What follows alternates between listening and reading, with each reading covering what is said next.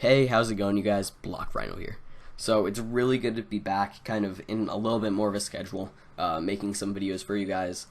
So to start off this build list, I kind of wanted to make an announcement that this channel is going to be a lot more focused now on like PC hardware, PC gaming hardware in particular. So a lot more build lists. If you want to see where I kind of got the inspiration for this idea, you can go to Cult of Mush's channel in the description below. Mush is really cool, and he has an awesome community. So yeah, the other thing is there's just not going to be as many, if any, gameplay videos other than as a background commentary, just like as you can see what's happening right now.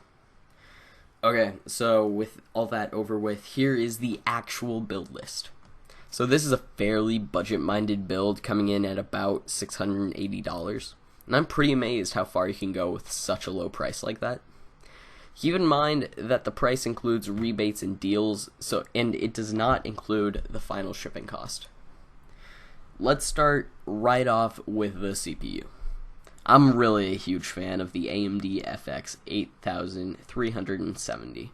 It's an 8-core processor, so if you plan on doing any content creation like streaming or rendering, it should work really great. You might be surprised, but to cool this CPU, I actually chose a water cooling solution.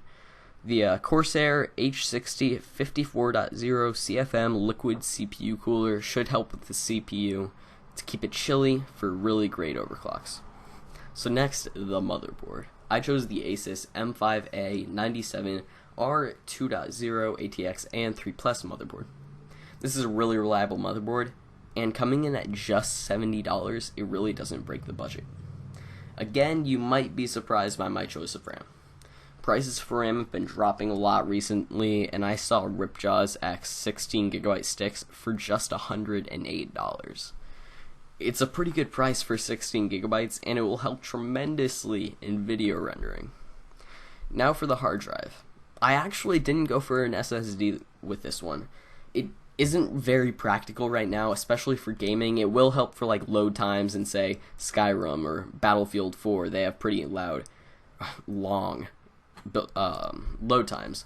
But any other game, like FPS-wise, it's not going to make any difference.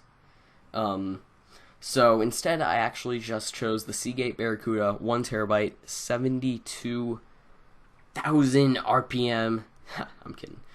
Okay, 7200 RPM drive. This is a fast and reliable hard drive, and its 1TB bulk storage is standard nowadays. And for the very most important part of any gaming build, it's the graphics card, obviously. So I found a really good deal on an R9 280 and knew it was the card for this particular build. This 3GB dual dissipation video card only comes in at about $150, so that's fairly cheap.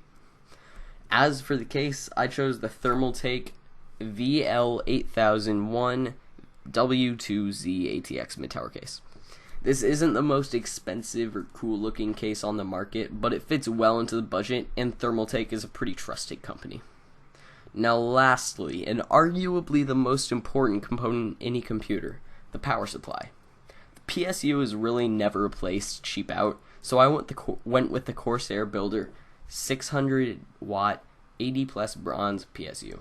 Corsair is kind of my go-to company for power supplies, and they are very reliable, high quality products.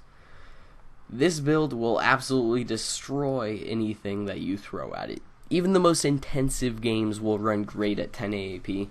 For some games, you could even bump up the resolution to 1440p and lower the settings a little. But in 1080p, this build will wreck any game maxed out.